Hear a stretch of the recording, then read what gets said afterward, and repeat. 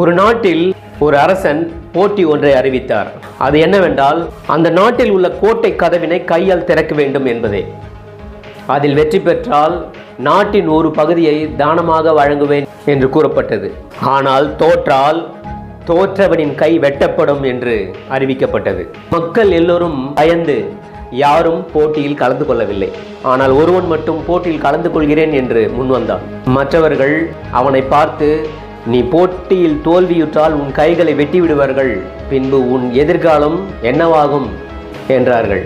ஐயா, வென்றால் நானும் ஒரு அரசன், தோற்றால் கைகள் தானே போகும், உயிரில்லையே என்று கூறிவிட்டு கோட்டை கதவை தள்ளினான். கதவு திறந்தது. ஏனென்றால் கோட்டை கதவுகளின் தாழ்பாள்கள் போடவில்லை, வெறுமனே திறந்தே இருந்தது.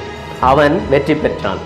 இதிலிருந்து என்ன தெரிகிறது என்றால், பல பேர் இப்படித்தான், நாம் தோற்று விடுவோமோ, எதையாவது இழந்து விடுவோமோ என்று பயந்து முயற்சிக்காமலே விட்டு விடுகிறார்கள். ஆகையினால் முயற்சி என்பது எப்பொழுதும் வெற்றிக்கு உரித்ததாக இருக்கிறது என்பதை நீங்கள் அறிய வேண்டும்.